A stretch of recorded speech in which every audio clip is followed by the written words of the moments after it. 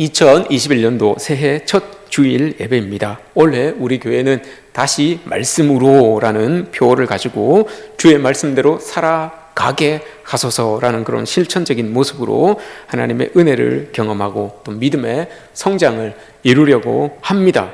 아무쪼록 올 한 해 말씀대로 살아가는 그런 성도님들의 삶에서 하나님의 살아계심이 많이 경험되는 그런 일들이 있어지기를 주님의 이름으로 축복합니다.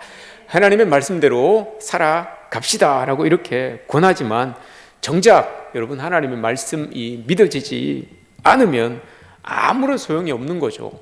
하나님의 말씀이 믿어지지 않는데 하나님의 말씀대로 삽시다 라고 이렇게 이야기하는 것은 참 어불성설이죠.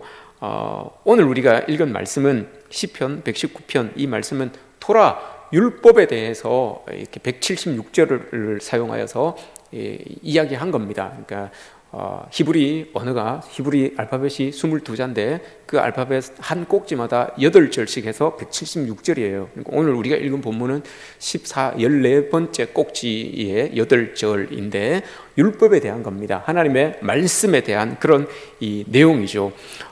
원래 토라 율법이라고 하면 창세기부터 모세 오경을 이야기하는 거죠. 민수기 신명기까지 모세 오경을 이야기하는 겁니다. 그것을 일컬어서 우리는 토라, 가르침이라고 이렇게 이야기를 합니다. 그것이 신약에 넘어와서 노모스라는 말로 사용이 되죠. 가르침이 이제 조금 바뀝니다. 규범이라고 이렇게 바뀌어지죠. 그러나 토라, 율법이 규범이 됐든지 가르침이 됐든지 간에 그게 핵심은 그거예요. 하나님께서 세워놓으신, 하나님께서 만들어 놓으신, 하나님으로부터 부여받은 그 하나님의 사람들의 삶, 하나님의 사람들의 그 인생, 이 모든 것이 규범으로 인하여서, 하나님의 말씀으로 인하여서 기쁘고 즐거웠으면 좋겠다, 이거예요. 토라의 가르침은 이거 딴 게 없어요. 규범이고 하나님의 가르침이라고 하는데 왜 규범이 있고 왜 그런 가르침이 있느냐? 그것은 하나님을 섬기는 그 사람들의 삶이 요 규범으로 인해서, 요 말씀으로 인해서 기쁘고 즐겁고 풍성했으면 좋겠다. 이게 핵심이에요. 토라의 핵심이 바로 이거예요. 우리도 여러분 말씀대로 살았으면 좋겠습니다 라고 하는 이 표현을 세운 게 그거예요. 하나님의 백성들의 삶이 기쁘고 즐겁고 풍성했으면 좋겠다는 거죠. 그 말씀 때문에, 이 말씀 때문에 우리의 삶이 풍요롭고 기쁘고 아름다우면 얼마나 좋겠습니까? 그런 삶이 2021년도 한 해에 우리에게 있어졌으면 좋겠습니다. 국적을 뛰어넘어서 목회자들에게 존경을 받는 목사님이 계십니다. 이 팀 켈러라고 하는 목사님인데, 이분이 2018년도에 한국에 오셔서 목회자들을 대상으로 세미나를 한 적이 있었습니다. 그때 세미나 제목이 포스트 모더니즘 시대의 복음과 설교라는 그런 강연을 했어요. 그러면서 하신다는 말씀이 이 한국 교회가 이렇게 성장한 것에 대하여서 막 되게 칭찬을 많이 하셨고, 이렇게 100년의 역사 속에서의 그 한국 교회에 대한 모습들을 많이 이렇게 칭찬을 해주셨어요. 그러면서 이제 핵심적으로 하신 말씀이 있었는데, 그럼에도 불구하고 이 100년의 영광이 이 한국 교회에서 이제 떠나가고 있습니다. 이걸 이야기하신 거예요. 100년의 영광이 이제 한국 교회에서 찾아보기 어려울 만큼 한국 교회가 위기에 처해 있습니다. 어려움에 처해 있습니다. 라고 이렇게 이제 이야기를 했죠. 한국 교회가 이제 계속해서 쇠퇴의 길을 걸어갈 겁니다. 라고 이렇게 이야기를 했어요. 그러면서 그 이유를 말씀을 하셨는데, 그 이유가 여러분 이겁니다. 한국 교회가 한국 사회에서 신뢰를 받지 못한다, 이거예요. 한국 교회가 한국 사회에서 이제 신뢰를 받지 못합니다. 신뢰를 받지 못하는 이유 두 가지가 있는데, 첫 번째는 물질주의이고 두 번째는 포스트 모더니즘이라고 하는 그 시대 사조, 이것 때문에 그렇습니다 라고 이렇게 이야기를 합니다. 그래서 이 두 개를 가지고 이야기를 하시면서 이 교회가 쇠퇴하는데 이 교회가 다시 서기 위해서는 이런 것들이 있어야 됩니다 라고 이렇게 이야기를 해줬죠. 결정적인 건 여러분 그거예요. 한국 교회가 이제 한국 사회에서 신뢰를 받지 못한다, 이겁니다. 물질주의 때문에, 포스트 모더니즘이라고 하는 그 사조 때문에 이제 한국 교회가 신뢰를 얻지 못한다라고 이렇게 이야기를 하고 있습니다. 그럼 여러분 뭐 물질주의라는 것은 우리가 잘 알고 있죠. 그게 사회뿐만이 아니라 교회 안으로도 들어와서 그게 이제 문제가 되는 거죠. 물질이라는 것이 뭐 교회가 크고 막 재정이 많고 이런 것들이 막 우선시되는 그런 모습들이 교회 안에서 많이 나타나다 보니까 이 교회가 자꾸 비본질적인 것들로 자꾸 이렇게 쌓여져 가고 있다는 거예요. 그래서 교회가 힘을 잃게 되고 있다는 거죠. 포스트 모더니즘이라고 하는 것은 우리가 잘 알고 있지만 이걸 정확하게 한 번 더 짚고 넘어가야 됩니다. 그래야지만 우리 이 위기를 헤쳐 나갈 수가 있는 것이죠. 포스트 모더니즘, 단어 그대로는 모더니즘 이후, 포스트가 이후를 이야기하는 거니까 모더니즘 이후의 그런 어떤 삶, 모습이라고 이렇게 우리가 이야기를 할 수가 있습니다. 근데 이게 2차 대전이 끝나고 나서 서구 시대에서부터 이게 이제 포스트 모더니즘이다라고 이렇게 시작이 돼서 이렇게 올라온 거지만, 흘러온 거지만 우리나라에서는 1980년대, 저는 뭐 80년대는 어렸으니까 1990년대부터 포스트 모더니즘이라는 이 이야기를, 소리를 많이 들었던 것 같아요. 근데 이게 이제 포스트 모더니즘이라고 하는 것, 이게 어떤 것인가 하면, 이건 원래는 건축과 미술, 여기에서 사용되는 용어였잖아요. 모더니즘이라고 하는 것은.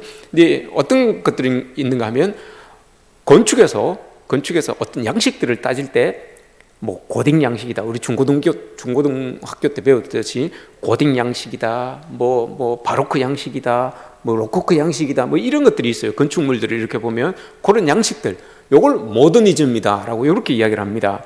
근데 또 미술에도 보면 뭐 요거는 자유주의다, 요거는 인상파다, 요거는 뭐 고전주의다, 뭐 이런 것들이 파가 다 나눠져 있잖아요.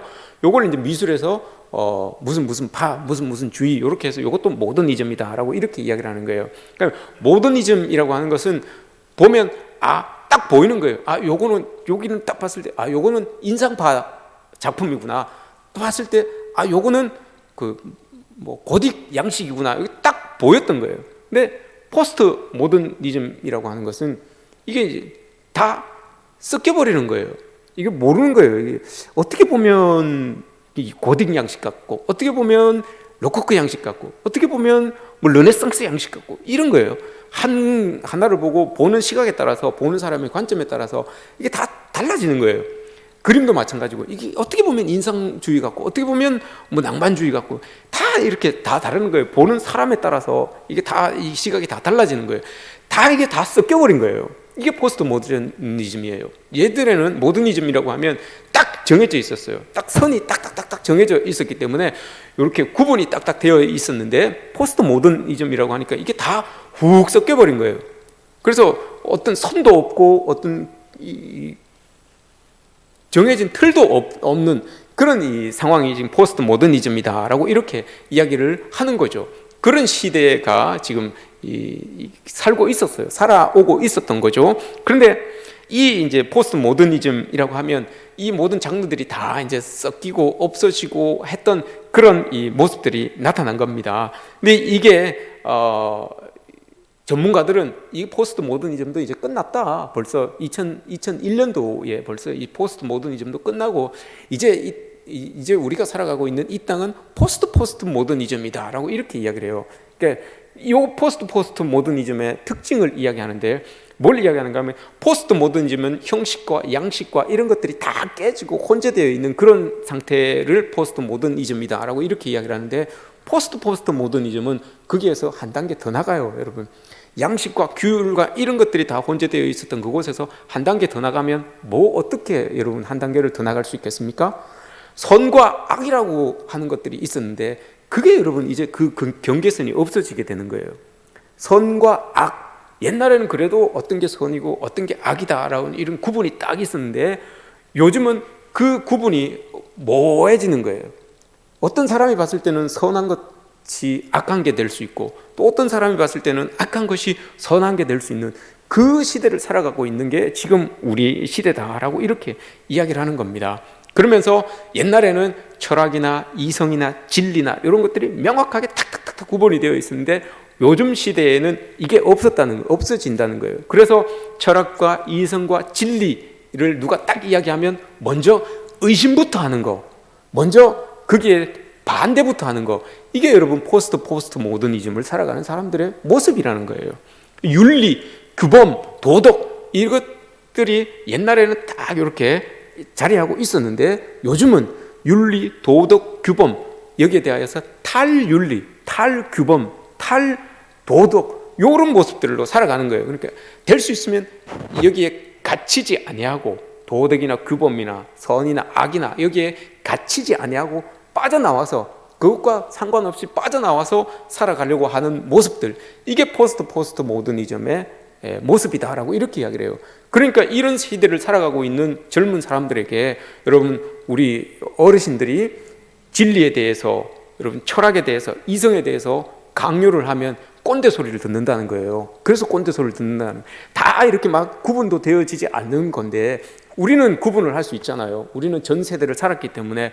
그런데 전 세대, 구분이 되어졌던 전 세대를 살아보지 못했던 젊은 아이들, 젊은 세대들은 지금 이게 다 혼재되어 있는 상태에서 살아가고 있는데, 그런 아이들에게 철학을 강요하고 이성이나 진리를 강요하게 되면 자기들은 접해보지 못한 것들이기 때문에 꼰대 소리를 듣는다는 거예요. 도덕과 규범과 규율을 그들에게 딱 이야기하면 옛날 사람 취급받는다는 거죠.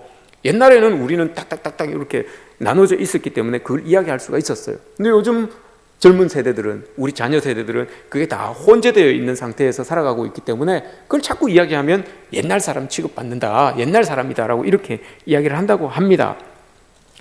지금은 이제 오늘날은 이게 참 더 어려운 거예요. 그러니까 악하고 선한 것들이 다 섞여 있기 때문에 선악의 기준이 다 깨지고 있어요. 다 없어져요. 선악의 기준이라고 하는 것이 다 없어지는 그런 세대를 우리가 살아가고 있어요.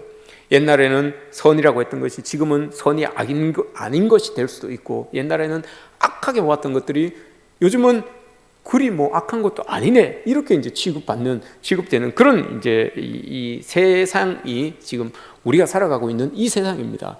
그런데 더하여서 코로나19라고 하는 이게 또 작년부터 시작돼서 지금 우리의 삶의 자리에까지 이렇게 들어와 있어요. 그러다 보니까 개인주의에, 이기주의에, 폐쇄주의까지, 이게 다 완전 짬뽕으로 지금 우리가 살아가고 있는 2021년도의 모습이 바로 이런 모습이에요. 선악의 구분도 잘 없지요. 진리에 대한 그런 이 확고함도 없지요. 철학, 이성에 대한 그런 의심들, 도덕, 윤리, 규범에 대한 그런 어떤 다 깨진 가치관, 이런 것들의 이기주의, 개인적으로 봤을 땐 이기주의와 폐쇄주의와 그 개인주의, 이런 것들이 있는 참 어려운 시대라고 할 수 있는 2021년도의 그런 우리의 삶이죠.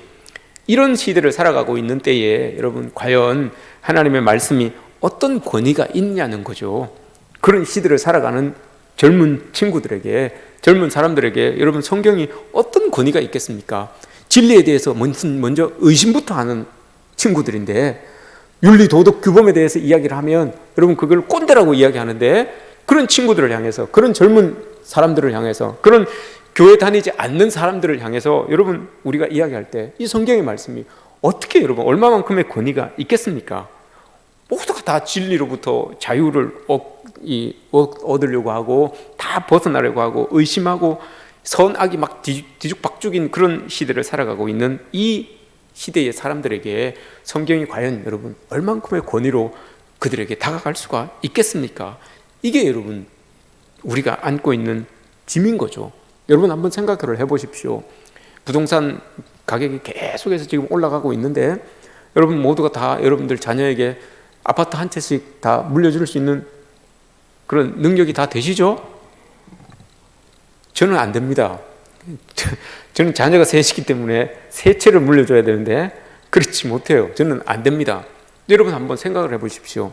그런 아이들에게, 그런 우리 자녀들에게 여러분, 아빠가 아파트보다도 땅보다도 더 소중하고 귀한 것을 너희들에게 물려줄게. 아빠가 물려줄 수 있는 유산은 하나님의 말씀이다. 자, 받아라 라고 하면 여러분, 우리 자녀들이, 여러분들의 자녀들이, 아우 아빠 감사해요. 세상에서 제일 귀한 유산을 저에게 물려주셔서 참 고맙습니다 라고 이렇게 여러분 받겠습니까? 여러분들의 자녀들이 여러분 그렇게 받겠어요 여러분? 이게 여러분 우리 현실이에요.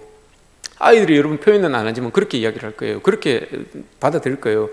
그 금수저, 흙수저로 나누어져서 벌써 출발점부터 내가 이 금수저보다도 뒤처진 여기에서 출발하는데 참 이런 마음을 우리 아이들이 부모님에게 품고 있다면 여러분 우리가 어떻게 해야 됩니까? 이런 상황 속에서 이런 다른 것에 대하여서 어떤 우리가 아이들에게 대안을 이렇게 다 내줄 수가 있겠습니까? 대안을 제시해 줄 수가 있겠습니까? 말은 안 해도 여러분 우리 아이들, 우리 자녀들이 여러분 머릿속에 이런 생각을 가지고 있어요. 정말 여러분 오늘 댁에 돌아가셔서 그래 딱 앉혀놓고 유산을 오늘 너에게 주겠다라고 하면서 말씀을 여러분 한번 딱 줘보십시오. 애들이 뭐라고 반응할지, 우리의 자녀들이 뭐라고 반응을 할지 여러분 한번 해보십시오. 오늘 여러분 우리는 받아요. 저 같으면 여러분 그 유산 어떤 것보다도 하나님의 말씀 이걸 유산으로 받을 마음이 있어요. 오늘 우리가 읽은 말씀에서 여러분 말씀이 뭐라고 합니까? 주의 말씀은 내 발의 등이요 내 길의 빛이니이다 라고 이렇게 말씀을 하세요. 요한복음 8장에도 이와 비슷한 말씀을 하시죠. 8장 12절을 나는 빛이요 세상의 빛이니 나를 따르는 자는 어둠에 다니지 아니하고 생명의 빛을 얻으리라 이렇게 말씀을 하세요. 말씀을 아는 사람은 여러분 이 말씀이 정말 귀하고 소중하다는 걸 알아요. 말씀을 믿고 따르는 사람은 여러분 이 말씀이 정말 소중하고 귀하다는 말씀이라는 것을 알아요. 그래서 이걸 여러분 유산으로 받을 수가 있어요.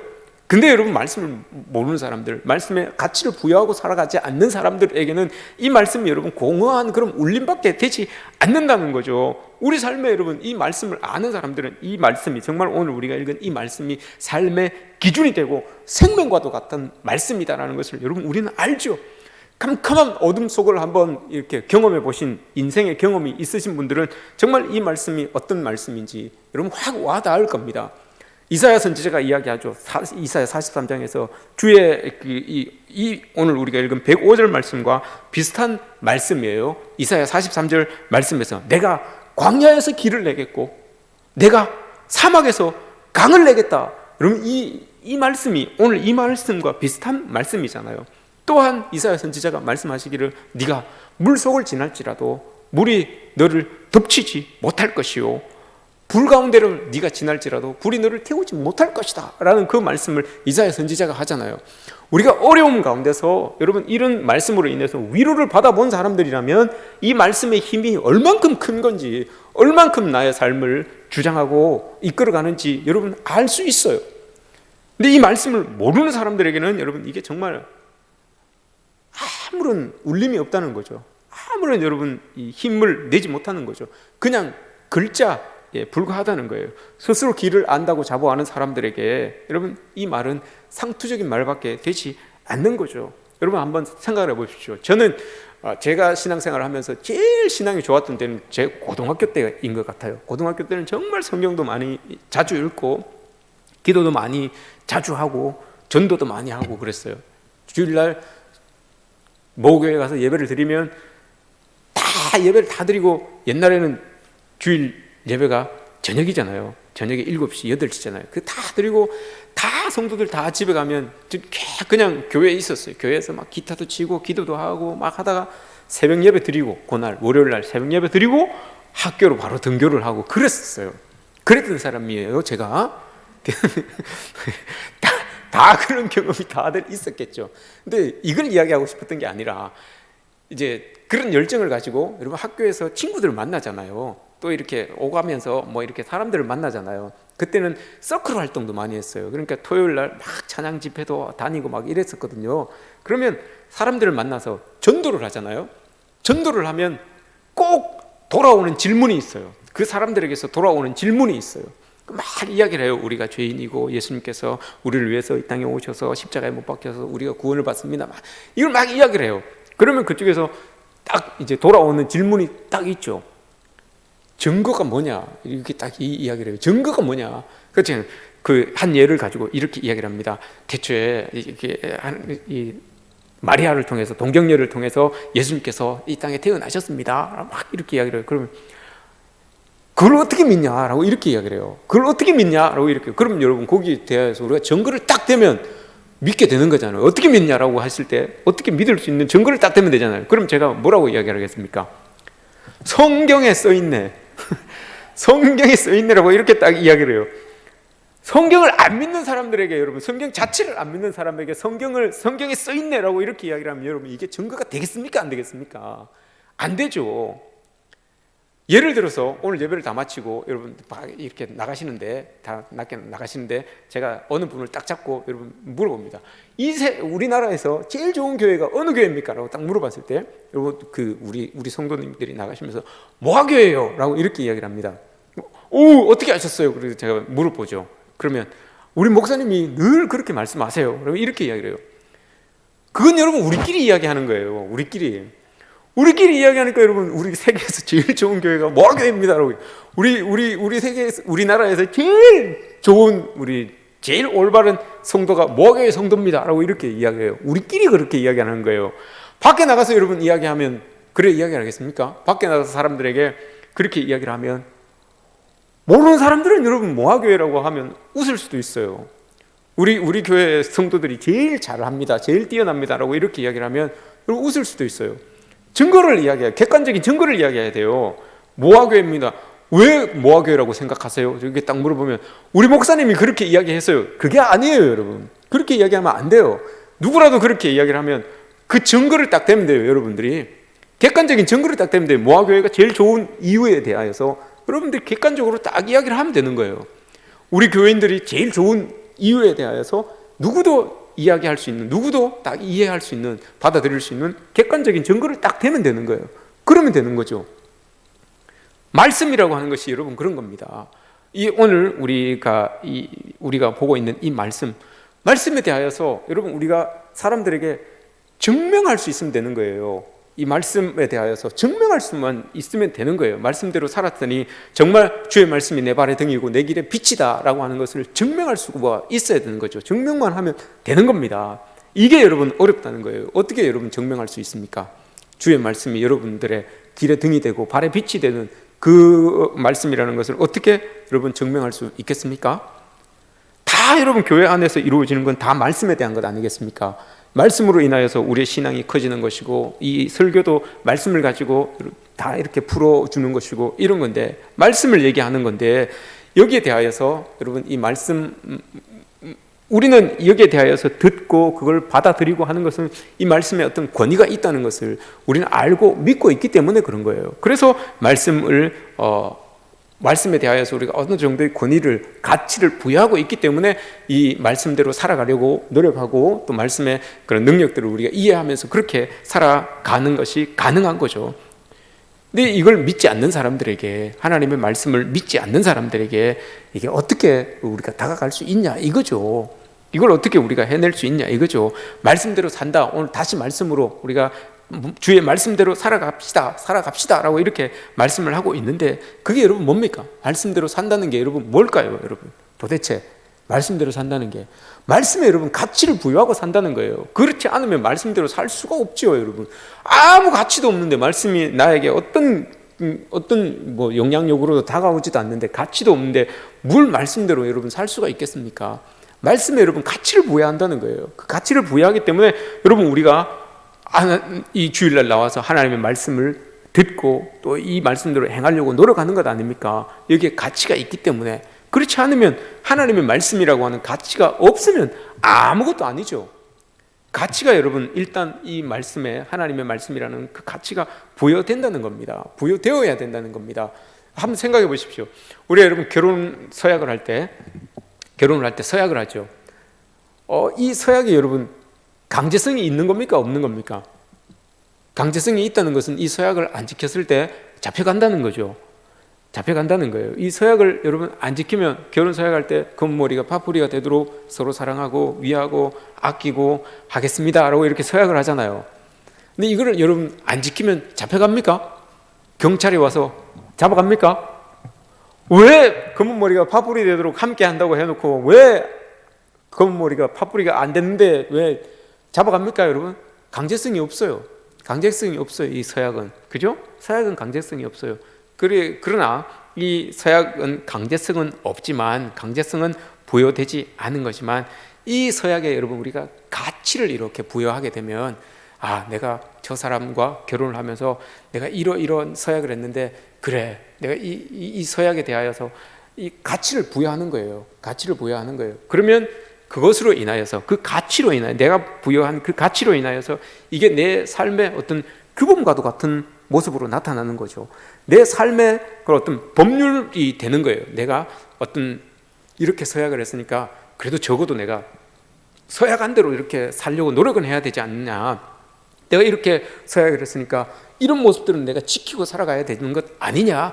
이런 이제 모습들이 우리 행동의 어떤 기준을 제시할 수 있다는 거죠. 그러면서 이걸 가치를 부여하면서, 이 서약의 가치를 부여하면서 살아가게 되면 가정이 그렇게 행복해지게 되는 것이고, 가정이 행복해지게 되는 것이고, 우리의 삶이 좀 더 이렇게 올바로 서갈 수 있는 그런 모습들로 나타날 수가 있다는 거죠.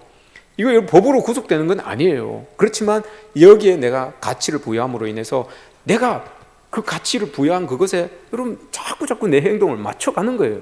내 삶을 자꾸 거기에다가 이렇게 맞춰서 살아보려고 노력하는 거예요. 하나님 말씀에 가치를 부여한다는 게 여러분 이거예요. 다 믿어지진 않을지라도 우리 젊은 친구들, 우리 자녀 시대의 자녀들, 여러분 하나님의 말씀이 다 믿어지지 않을지라도 가치를 부여하는 거예요. 그러면 거기에 대해서 자꾸 노력하는 거죠. 내 행동의 기준을 거기에 맞춰보려고, 내 생각을 하나님의 말씀에 맞춰보려고, 나의 어떤 삶의 모습들을 그 말씀에 이렇게 틀에 한번 넣어보려고 그렇게 자꾸 노력하고 살아간다는 거예요. 여러분 의사가 될 때 히포크라테스 선서를 하잖아요. 그거 다 안 지키잖아요. 여러분 다 지킵니까? 나는 나의 달란트를 가지고 최선을 다해서 생명을 살리는 데 사용해 보겠습니다. 그렇게 선서를 해요. 근데 여러분 그거 다 잘 안 하잖아요. 나는 환자들의 그런 어떤 비밀을 잘 지키겠습니다. 이런 것들 하잖아요. 그거 다 여러분 선서는 하는데 다 잘 안 지키잖아요. 안 지키는 부분이 많잖아요. 간호사도 여러분 나이팅게일 선서를 하잖아요. 쭉 하잖아요. 근데 그게 여러분 다 지켜지지 않잖아요. 목사도 여러분 목사 안수 받을 때 여러분 선서를 합니다. 서약을 합니다. 임직자들도 여러분 서약을 하죠. 우리가 세례를 받을 때 선서를 하고 서약을 합니다. 이게 강제되는 건 아니에요. 왜 여러분 서약을 하고 선서를 합니까? 그러므로 거기에다가 여러분 가치를 부여해서 그것이 가치가 있음으로 말미암아서 그래도 우리가 서약한 것 그게 있는데, 우리가 맹세한 것, 선서한 것 그게 있는데, 그러면서 그게 자꾸 맞춰가려고 하는 그런 모습들이 나타난다는 거예요.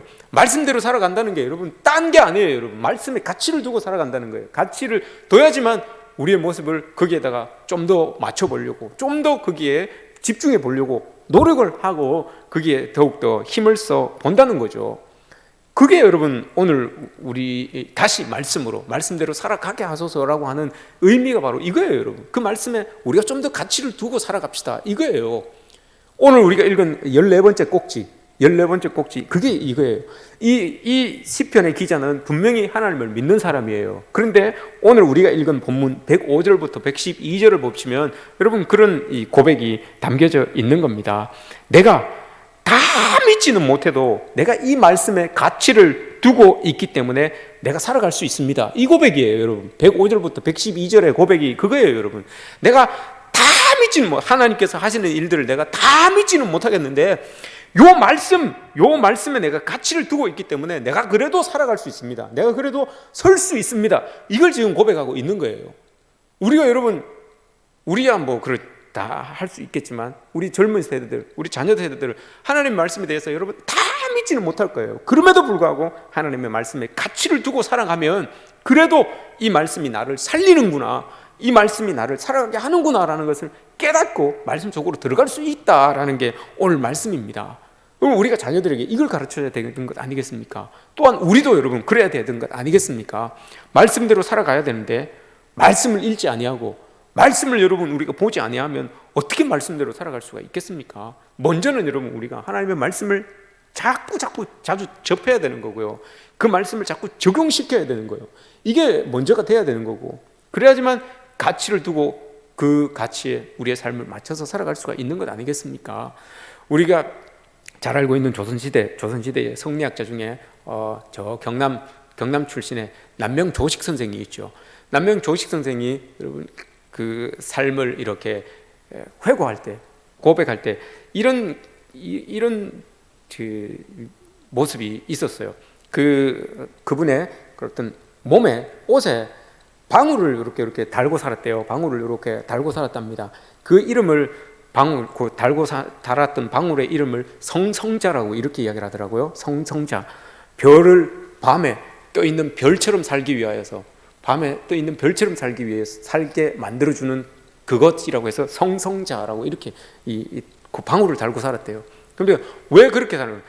세상은 어둠이지만 나는 그래도 저 어둠을 밝히는 별처럼 살아보겠다, 노력해보겠다, 그러면서 그걸 달고 살았다는 거예요. 그 남명 조식 선생이 그렇게 달고 살았다는 거예요. 여러분 성경에도 그런 모습이 나오잖아요. 유대인들이, 이스라엘 백성들이, 하나님께서 이스라엘 백성들에게, 유대인들에게 여러분 하나님 말씀을 쉐마, 신명기 6장에서 쉐마 이스라엘이라고 말씀하시면서 그 말씀을 막 이 미간에 붙이고 발목에 메고 집 문설주에 붙이고 이렇게 살아라라고 이렇게 말씀을 하셨잖아요. 그래서 유대인들이 그대로 하잖아요. 그대로 메주자라고 하는 것에다가 하나님의 말씀을 써서 자기들의 문 입구에 이렇게 붙여놓고 사는 거예요. 그 문패처럼. 그러니까 들고 날 때마다 그 글을 읽고 하나님의 말씀을 읽고 살아가는 거죠. 테플렌이라는 게 있어요. 머릿속에 머리에 이렇게 기도할 때마다 띠를 각으로 되어 있는데, 사각 각으로 되어 있는, 통으로 되어 있는데 그걸 머리에 이렇게 두르는 거죠. 그 안에 여러분 하나님 말씀이 들어있잖아요. 그 말씀을 또 끈으로도 만들어서 팔에도 중심 감아요. 이렇게 감고 다니잖아요. 왜 여러분 그렇게 하겠습니까? 메주자나 테플린이나 이런 것을 사용해서 이 유대인들이, 하나님의 백성들이 왜 그렇게 하겠습니까? 여러분 말씀에 가치를 두고 사는 거예요. 말씀대로 내가 살아보려고, 말씀대로 기도해 보려고 노력해 보겠다는 거예요. 말씀대로 하나님이 하라고 하셨으니까, 지키라고 하셨으니까 그 말씀대로 살아보려고 노력하겠다는 거예요. 그렇게 해야지만, 그게 가치를 둬야지만 그래도 그 말씀이 나를 이끌어 주시고 인도하신다는 것을 알게 되는 것 아니겠습니까? 아무 말씀에 가치도 안 두고 말씀을 읽지도 아니하고 말씀을 내 가까이에 두지도 않는데 어떻게 여러분 우리가 말씀대로 살아갈 수가 있겠습니까? 유대인들이 또 이스라엘 백성들이 하나님의 말씀을 가까이 두고 그렇게 살아갔던 이유, 그 가치를 두고, 그곳에 가치를 두고 하나님의 백성답게 살아보려고 노력했던 그 모습이죠. 우리에게도 여러분 이런 모습들이 있어져야 된다는 거죠. 우리가 정말 말씀에 가치를 둘 때 우리에게 일어나는 일들이 많이 있습니다. 그 중에서도 여러분 우리의 사고와 생각이, 틀이 이렇게 만들어지죠. 하나님의 말씀으로 우리의 틀이 이렇게 만들어지게 되는 겁니다. 두 번째는 우리 행동의 기준을 삼을 수가 있어요. 지금은 다 섞여 있어요. 선과 악도 뭐가 구분이 되지 않는 그런 시대예요. 뭐가 도덕적이고 윤리적인지도 모르는 그런 시대예요. 그런데 하나님의 말씀 속에서는 여러분 우리의 삶에 다 이 틀을 이렇게 딱 만들어 주는 거죠. 또한 우리 언행을 거울에 비추는 것처럼 그렇게 비춰줍니다. 지금은 말도 행동도 여러분 다 막 이렇게 섞여 있어요. 근데 하나님의 말씀을 우리가 가치를 두고 보면 우리의 언행, 말과 행동의 기준을 여러분 딱 제시해 주게 되는 거죠. 이렇게 여러분 우리가 하나님의 말씀대로 살아가는 겁니다. 올 한 해 여러분 이렇게 살아가야 되는 거예요. 하나님의 말씀대로 사는 거, 말씀대로 살아간다는 거. 여러분 우리 삶이 암담할수록 주님의 말씀을 읽고 묵상해야 하면서 그것에 가치를 두고 살아가야 되는 겁니다. 위태롭고 고난이 지속적으로 우리에게 찾아올 때 여러분 정말 우리는 꼭 어둠의 장막에 gat혀 있는 것처럼 그렇게 느낄 때가 있어요. 길도 없는 것처럼 그렇게 느끼고 살아갈 때가 있죠. 그렇기 때문에 여러분 우리는 더욱더 하나님의 말씀에다 가치를 두고 이 말씀대로 살아가야 되는 그런 이 삶의 모습들이 있어야 되는 겁니다. 예수님도 시험을 당하고 난 다음에 금식을 하고 난 다음에 여러분 시험을 당하게 되는 거죠. 이 유혹을 합니다. 계속 여러분 이런 일들이 반복적으로 우리에게 일어나면 여러분 우리도 유혹을 당해요. 어려운 일들이 여러분 계속 한번 여러분들의 삶 가운데서 일어난다고 생각해 보십시오. 힘든 일들이 계속해서 지속적으로 반복적으로 일어난다고 한번 생각을 해 보십시오. 자꾸 여러분 그런 일들이 우리를 그리스도인들의 그런 어떤 삶의 원칙을 내려놓기를 자꾸 유혹하는 거예요. 네가 봐라, 믿음대로 하니까 그거밖에 안 되지. 네 봐라, 교회 다닌다면서 그거밖에 안 되잖아. 그런 일들이 자꾸 일어나잖아. 자꾸 여러분 믿음을 내려놓으라고 자꾸 우리 어려운 일들은, 힘든 일들은 우리에게 자꾸 요구해요. 자꾸 우리를 여러분 유혹해요. 자꾸 타협하게 만들어요. 자꾸 우리를 여러분 그렇게 길들여가요. 그렇게 길들여가요. 세상은 우리를 그렇게 길들여가요. 그 뭐 믿음이 뭐 있더냐 봐라, 그거밖에 안 되잖냐, 이렇게 자꾸 우리를 길들이죠. 네, 여러분, 그럴 때마다 여러분 우리는 말씀을 꼭 붙들고 말씀대로 살아가려고 해야 돼요. 그래야지만 여러분 그 말씀이 우리가 정말 어려울 때에 이 말씀이 언젠가는 여러분 결정적일 때 우리를 살려내는 그런 은혜를 우리가 경험하면서 살 수가 있게 된다는 거죠. 소나무와 잣나무의 그 푸르른 기백은 겨울이 되어야지만 다 이렇게 나타난다라고 이렇게 이야기를 하죠. 맞습니다, 여러분. 믿는 사람의 그 믿음도 어려울 때 여러분 딱 드러나는 거예요. 말씀에 꼭 붙들려 있을 때 여러분 그 말씀이 우리를 살려내는 그 믿음이 어려운 가운데서 딱 이렇게 꼽혀지는 것 아니겠습니까? 2021년도 여러분 참 어려운 시대를 우리가 맞이하였습니다. 이때에 힘들고 어려울 때에 올 한해 여러분 우리가 말씀 꼭 붙들고 살았으면 좋겠습니다. 정말 말씀대로 살아서 이 말씀이 주는 그 교훈으로 인하여서, 말씀이 주는 그 힘으로 인하여서 우리의 삶이, 하나님의 백성들의 삶이 기쁘고 풍요롭고 아름다운 그런 삶이 되었으면 좋겠습니다. 우리 모두가 2021년도 정말 말씀 붙들고 살아서, 말씀대로 살아서 하나님께서 허락하여 주시는 그 풍성함을, 그 기쁨을, 그 아름다움을 우리 삶에서 고백하며 살아가시기를 주님의 이름으로 축복합니다.